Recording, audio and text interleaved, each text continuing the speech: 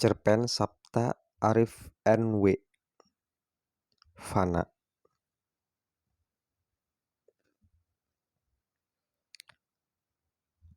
Pernahkah kau merasakan kesepian melahap sekujur tubuhku? Pertanyaan itu terngiang di kepalaku. Kini, seperti yang pernah kau ceritakan, aku menghadapi etalase kaca toko buku yang selalu kau sebut. Di dalam toko itu, aku melihatnya, persis seperti yang kau ceritakan. Seorang perempuan bermata cemerlang. Ia memiliki tai lalat di dagu kanan, tepat di bawah lesung pipitnya yang indah. Namun, alih-alih memberanikan diri untuk masuk, aku justru mematung menghadapi bayanganku di pantulan kaca etalase. Dalam jarak yang tak bisa dikatakan jauh itu, aku melihat bibirmu menempel di wajah perempuan itu dengan komposisi yang pas. Dan tatap mata itu, astaga, itu adalah matamu. Mata yang selalu membuatku nelangsa, lantaran mengingat bagaimana kau menghabiskan hidup dalam kesepian. Amat dalam. Beberapa waktu lalu, kau kembali mengeluhkan soal sakit di kepalamu. Dan perihal mimpi yang berulang kali datang, yang selalu membuatmu terjaga. Katamu, kau bangun mendapati tubuhku terbaring di ruangan yang sangat sempit. Bahkan, untuk bergerak saja tak bisa. Namun anehnya, kau justru bisa melihat tubuhmu terbaring kaku dengan mata yang tetap terjaga. Seperti roh yang keluar dari raga. Kau melihat tubuhmu terbaring dalam peti. Sedangkan di ruangan besar itu, orang-orang melantunkan doa-doa. Mereka berdoa dengan wajah pucat, menunduk, seolah menyimpan kerahasiaan yang sangat dalam. Sejurus kemudian, seperti menyadari rohmu keluar dari tubuh, mereka menancapkan tatapan padamu, melihat dengan mata penuh tuduhan, seolah menagih sesuatu yang belum kau selesaikan. Seketika muncullah ia. Perempuan itu menuding ke arahmu, mengatakan bahwa kau tak layak disemayamkan dalam ritual doa-doa baik. Kau pun tersentak terjaga, mendapati bayang wajah perempuan yang kau anggap sebagai putrimu dengan jelas. Tuhan menciptakan firasat, tanda-tanda yang selalu tidak bisa kita ungkap bagaimana asal-muasalnya. Di kamarmu, dalam tubuh terbaring lemah, kau kembali menceritakan soal mimpi itu. Menganggap bahwa kesepian telah mengurai sisa umurmu secara perlahan-lahan. Kau pun kembali mengeluhkan soal sakit di kepalamu yang semakin menjadi-jadi.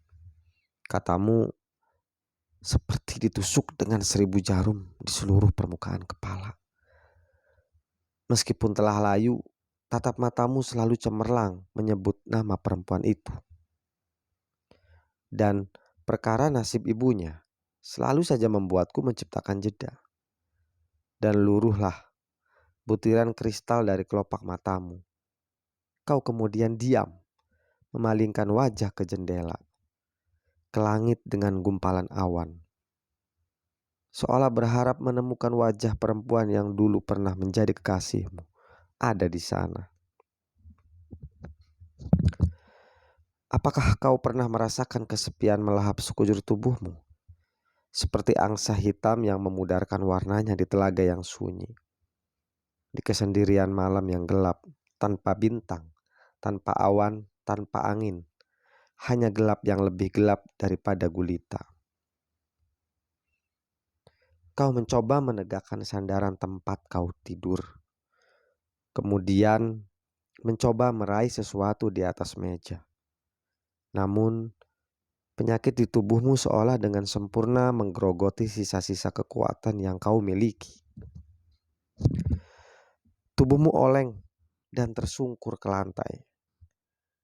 Aku berteriak, namun tak ada yang bisa mendengar. Kau pun tersenyum sebentar. Kemudian, tiba-tiba matamu mendelik. Aku baru sadar ketika pintu terbuka bersama dengan dokter dan perawat. Ia datang mengenakan jubah hitam. Dengan wajah dingin, ia berjalan ke arahmu. Hari itu, sebelum napasmu ditarik hilang, kau sempat berpesan agar aku datang kepada perempuan itu. Sosok yang kau harap adalah anak kandung perempuanmu. Waktu itu, Oktober yang basah di studio lukis rumahmu di lereng Gunung Lawu. Ketika kekasihmu datang, kau baru saja menyelesaikan lukisan potret dirimu sendiri. Kau duduk melukis di kanvas berbentuk cermin besar yang memantulkan bayanganmu sendiri. Kekasihmu bertanya, siapa pelukis yang melukis dirinya di atas kanvas yang berbentuk cermin seperti cermin itu? Itu aku, jawabmu singkat. Jika itu kau, kenapa kau tutup wajahmu dengan apel merah?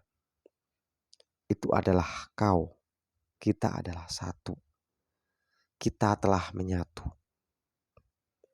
Kekasihmu tersenyum, memperlihatkan lesung pipitnya yang indah. Ia paham betul, kau selalu menyebutnya dengan nama apel merah. Hal ini tentu saja merujuk pertemuan pertama kalian. Malang yang dingin, kebun apel merah, dan pertemuan yang seolah ditakdirkan Tuhan membuatmu jatuh cinta pada pandangan pertama. Kau adalah pelukis dan kekasihmu adalah penulis. Dua profesi yang selalu bergelut dengan imajinasi, seolah menjadi tali yang mempersatukan kalian. Namun, sayangnya kata komitmen seolah menjadi kata asing di dalam kamus hidupmu. Sedangkan apel merah adalah perempuan yang selalu membutuhkan kepastian. Bertahun-tahun kalian menjalin hubungan, namun tidak pernah satu pun di antara kalian yang berani menyinggung soal ikatan. Apel merah seolah paham akan prinsip hidupmu. Lalu kau selalu saja tenggelam dalam kehidupan-kehidupan fantasi yang kau ciptakan dalam lukisan. Karyamu kian cemerlang dan agen yang kau sewa semakin sering menyelenggarakan pameran. Mulai dari satu kota ke kota lain, hingga akhirnya dari satu negara ke negara lain. Sedangkan kekasihmu, ia adalah musim yang gugur, yang mencoba bertahan hidup sambil meluruhkan tiap helai kerinduannya padamu. Hingga pada satu titik ia sadar, apel merah sebagai perempuan bukanlah merindukanmu. Apel merah merindukan sosok yang mampu memberikannya kepastian. Kita adalah satu. Kita ada... Belum sampai kau kembali berkata, apel merah mengulum bibirmu, seolah menumpahkan cairan panas di dadanya. Hari itu untuk pertama kalinya kalian bercinta. Hari yang kelak akan kuingat sebagai hari di mana aku dilahirkan. Hari yang selalu kuingat ketika kalian berada di puncak klimaks tertinggi. Aku muncul sebagai dirimu yang lain dari dalam lukisan yang baru saja kau selesaikan. Hari itu juga kekasihmu pamit untuk selama-lamanya.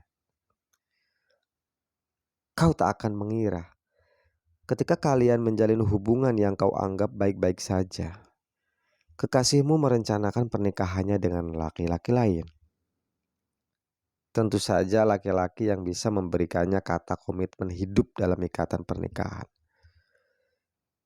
Selepas kalian bercinta dan kekasihmu pamit dengan wajah memerah yang tak bisa diterka artinya, kau menyadari keberadaanku. Saat itu, aku duduk menyaksikan perpisahan yang kelak membuatku harus datang ke toko buku ini, menemui perempuan yang kau anggap sebagai buah percintaan kalian. Kau siapa? Ucapmu kaget, menyadari kehadiranku di studio lukismu waktu itu. Aku adalah kau.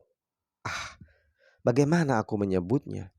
Aku adalah perwujudanmu yang kau lukis itu. Aku menunjuk lukisan yang baru kau selesaikan. Bohong. Kau pasti setan atau roh penasaran. Shh, sebentar. Sejak kapan kau percaya dengan setan? Mendengar jawaban itu, kau pun tercenung. Tidak membutuhkan waktu yang lama hingga kau mulai terbiasa akan kehadiranku yang tidak bisa disebut sebagai roh ataupun setan. Kemudian kau menamaiku sebagai fana atau yang tak ada. Meski sebenarnya secara harfiah namaku bisa diartikan hilang atau hancur. 2 bulan kemudian, apel merah menikah. Kabar pernikahan itu telah sampai padamu dalam bentuk undangan. Namun, bukan itu yang membuatmu mengalami dilema besar dalam hidup. 7 bulan selepas pernikahannya, ia melahirkan. Ah, sial. Jika mengingat hari di mana kau mendapatkan kabar soal kelahiran putri apel merah, aku selalu ingin memaki dan meludahimu. Kau diterpa kegelisahan yang dalam. Kau minum terlalu banyak hingga membuatmu pingsan di sebuah bar. Hari-hari setelahnya, kau hidup seperti kehilangan arah. Mulai jarang melukis dan lebih sering menghabiskan tabungan. Hingga hari paling gelap di hidupmu pun datang. Apel merah meninggal. Sedangkan putrinya baru berusia 5 tahun. Agen lukis yang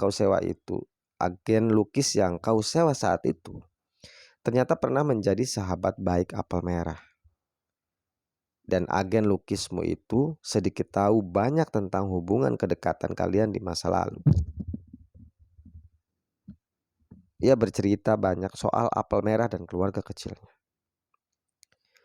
Hari itu, kau benar-benar berhenti melukis. Dan 2 tahun setelahnya hingga 15 tahun kemudian, kau dirawat dan lebih sering menghabiskan obat penenang dan obat untuk penderita skizofrenia. Apakah kau percaya soal firasat? Beberapa hari yang lalu kau bertanya padaku. Kau pasti tidak minum obat lagi. Aku kembali bermimpi, mimpi yang sama. Aku yakin perempuan itu adalah buah cintaku dengan apel merah, ucapmu. Saat itu, tubuhmu semakin kurus. Kau enggan makan selain buah apel yang berwarna merah tentunya. Rambutmu yang telah memutih rontok satu persatu setiap hari. Seperti sebagai tanda penanggalan sisa usiamu. Bagaimana kau bisa yakin? Kejadian di studio di lereng Lawu sore itu, kau tentu ingat. Hari di mana kau lahir dan hari di mana apel merah kau diam, memberikan jeda lumayan lama.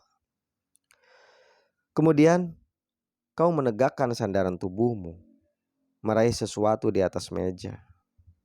Namun tubuhmu yang dari hari ke hari kian lemah tak mampu meluluskan keinginanmu. Tubuhmu oleng, tersungkur di lantai. Nahasnya bukannya meringis kesakitan, namun kau justru tersenyum. Kemudian berkata, datang dan temuilah ia. Katakan padanya permintaan maafku pada apel merah dan kepadanya yang sudah pasti hidup dalam kepalsuan.